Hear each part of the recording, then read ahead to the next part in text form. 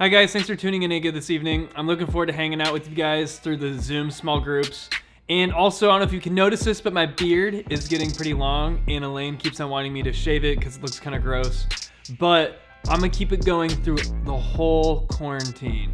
I'm hoping by the end, it's gonna be out to here. I'm gonna look like the Castaway guy, Tom Hanks. It'll be pretty cool. But today, we're gonna talk a little bit about forgiveness. And I thought I'd share a story about forgiveness that is kind of dumb. Maybe I've shared this before in youth group, I don't remember. But as many of you know, we go to Camp Table Rock in the summers for our big camp, right?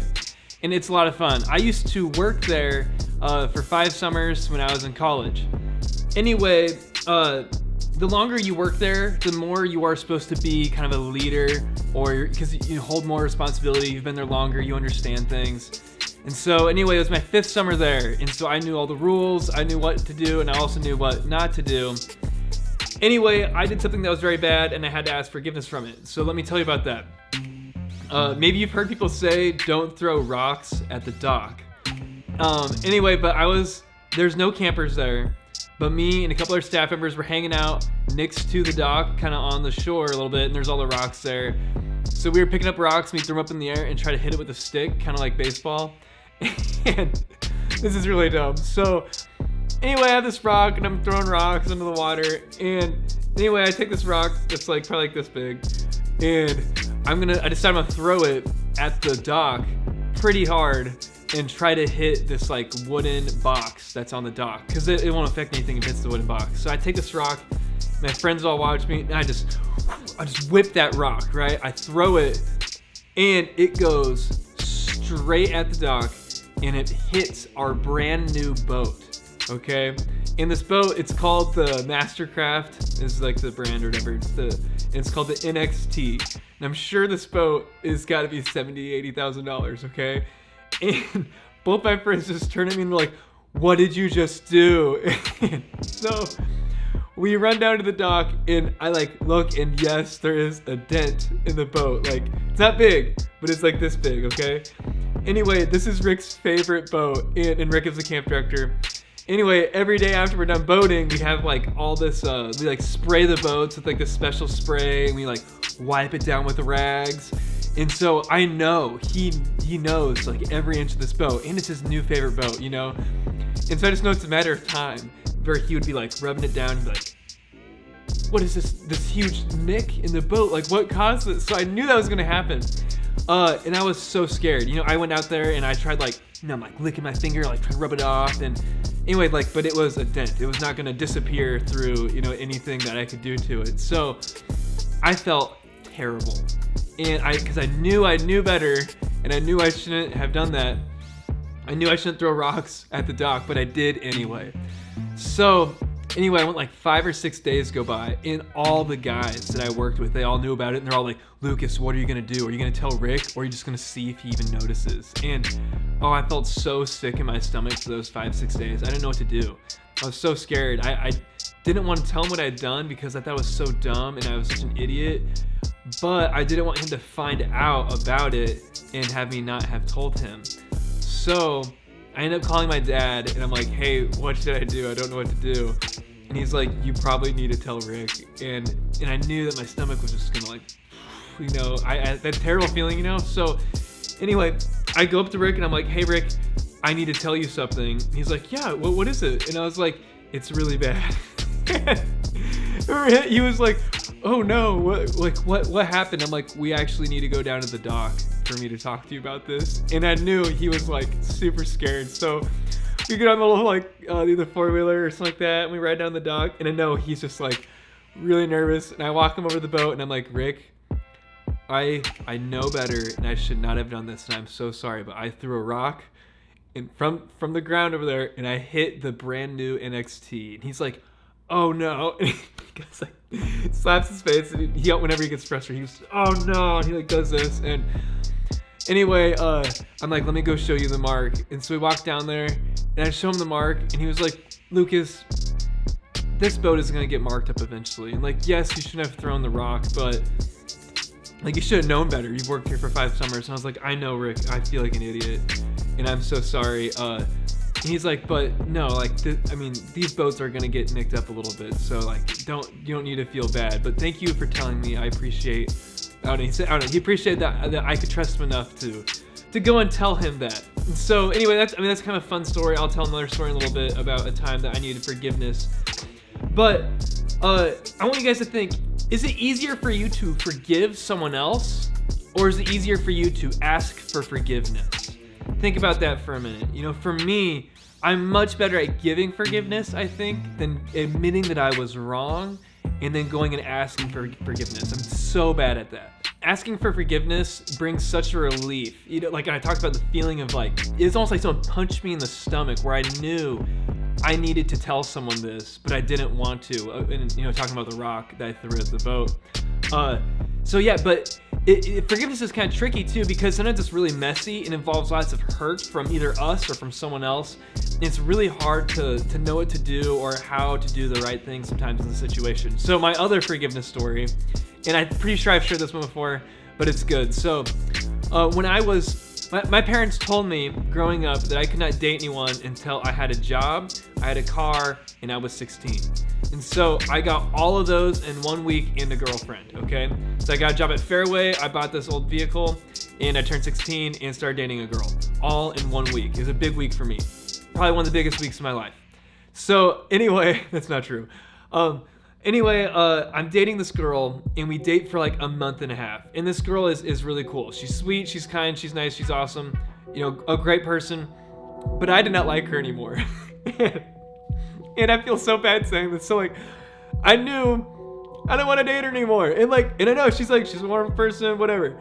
But I didn't know what to do. And so I did probably what a lot of 16-year-old guys do, is I just stop all communication with them without ever telling her that I no longer want to date her, right? So she's texting me like, hey, like, I haven't heard from you in a while. What's going on? Are you okay? You know, I went into social quarantine before it was even a thing, right? Because I was only 16 years old. So I quit talking to her, I quit texting her, I quit calling her.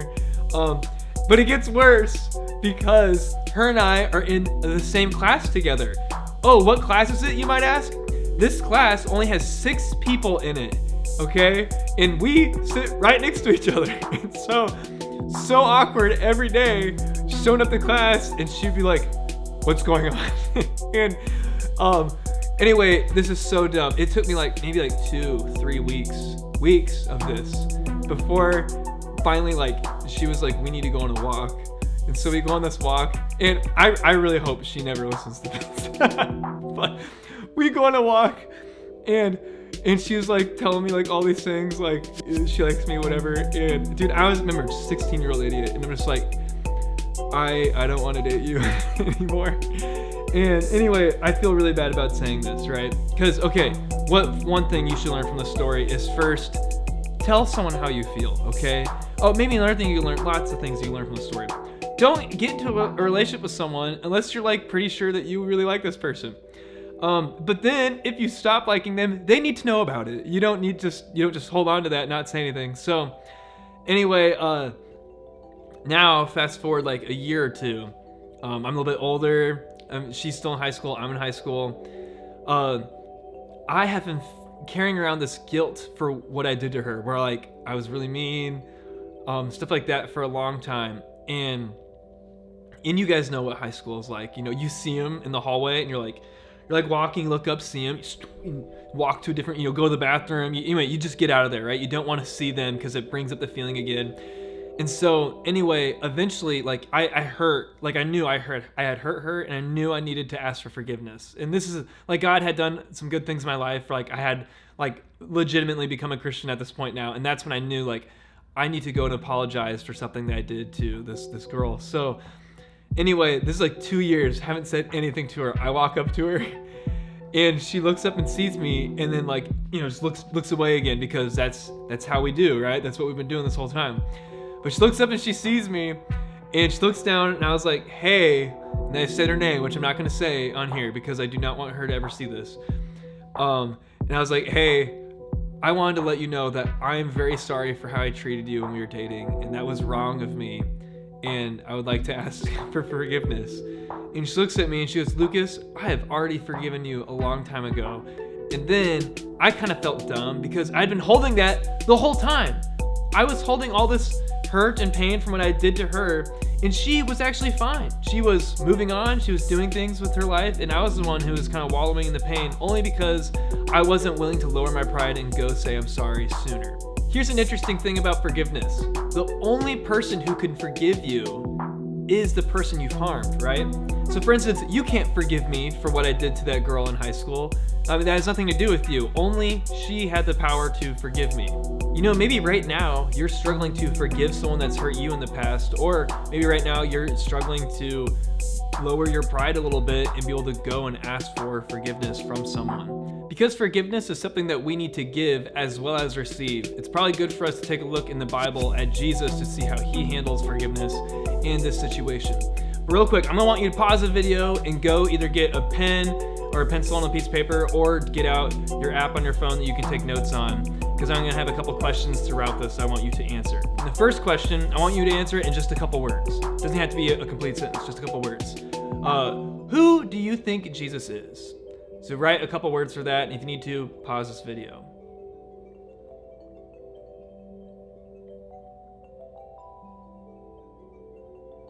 The next question I want you to answer on your piece of paper is, who would your friends at school say Jesus is?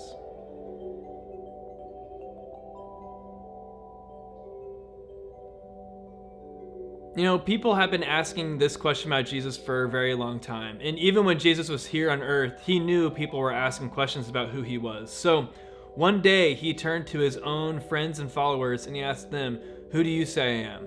And we're going to take a look at that. It's in Matthew 16:13 through 16. It says this: When Jesus came to the region of Caesarea Philippi, he asked his disciples, who do people say the Son of Man? It just died. Frick. So my iPad battery just died and it's now plugged in. Hopefully it doesn't make the video weird.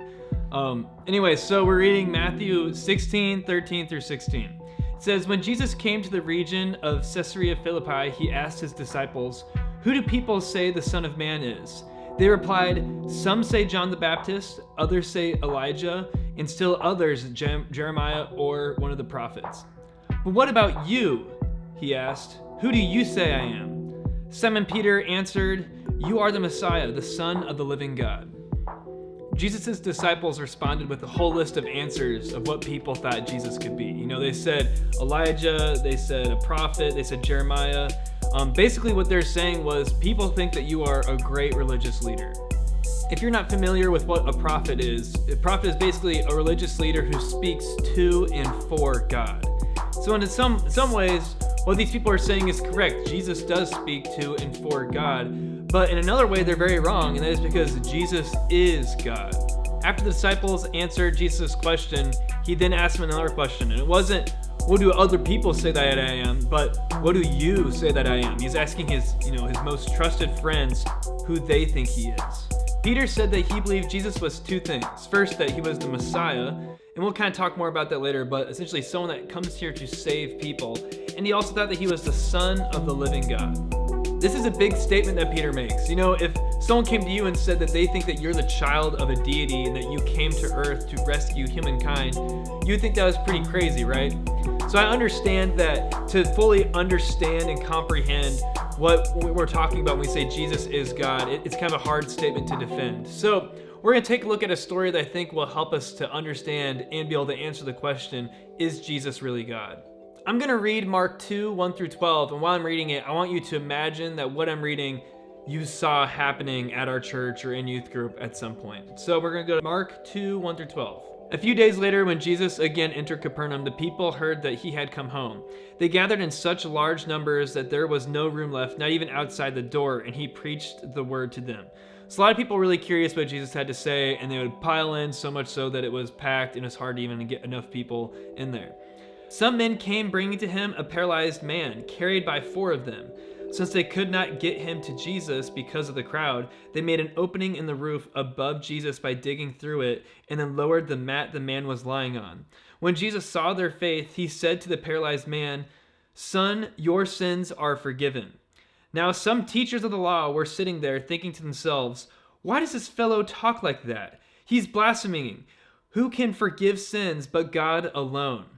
Immediately, Jesus knew in his spirit that this was what they were thinking in their hearts, and he said to them, "Why are you thinking these things? Which is easier, to say to this paralyzed man, 'Your sins are forgiven,' or to say, 'Get up, take your mat and walk'? But I want you to know that the Son of Man has authority on earth to forgive sins." So he said to the man, "I tell you, get up, take your mat and go home." He got up, took his mat, and walked out in full view of them all. This amazed everyone, and they praised God, saying, "We have never seen anything like this."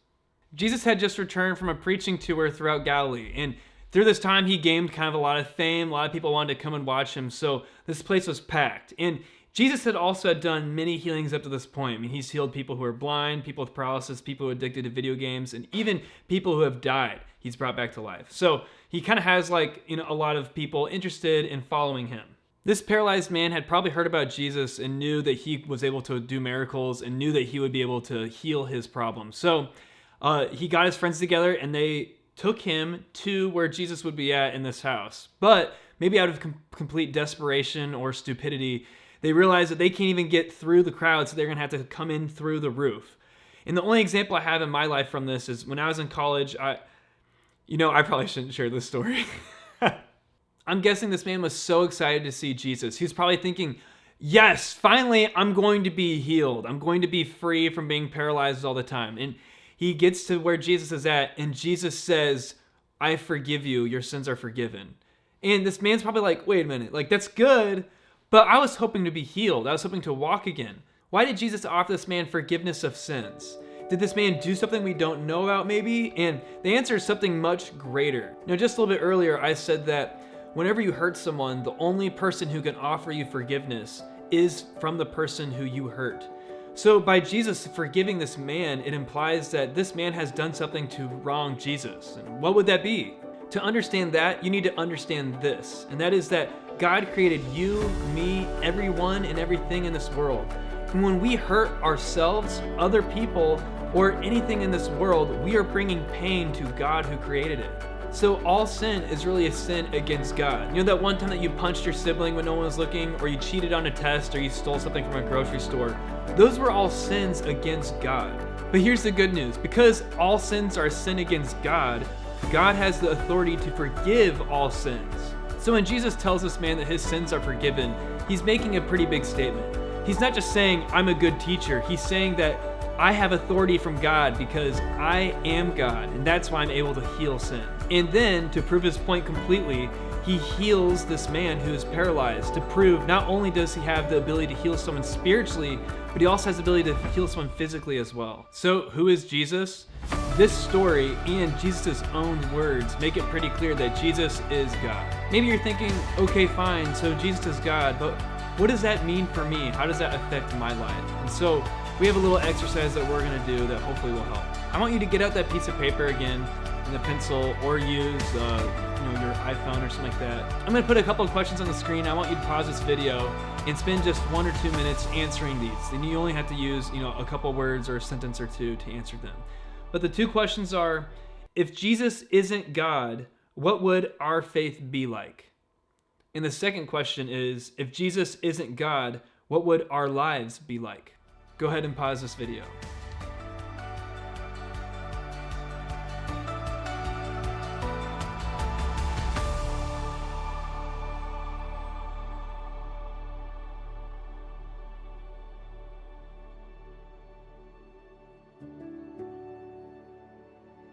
Things would be much different in our lives if Jesus wasn't God. So now I want you to think, if we know that Jesus is God, what does that mean for us? So I'm gonna put up 4 more questions, and I want you to pause the video and just take a little bit of time to write down a couple of thoughts and answers to these questions. Here they are. If Jesus is God, what does that mean for our faith? If Jesus is God, what does that mean for our lives? If Jesus is God, what can we do? If Jesus is God, what should we do differently? Go ahead and pause the video and answer these questions.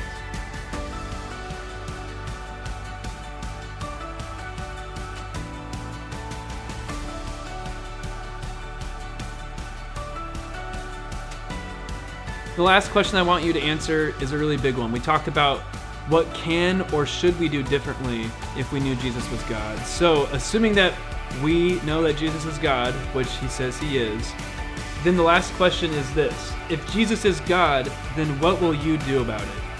Go ahead and pause this video for 1 minute and try to answer that question.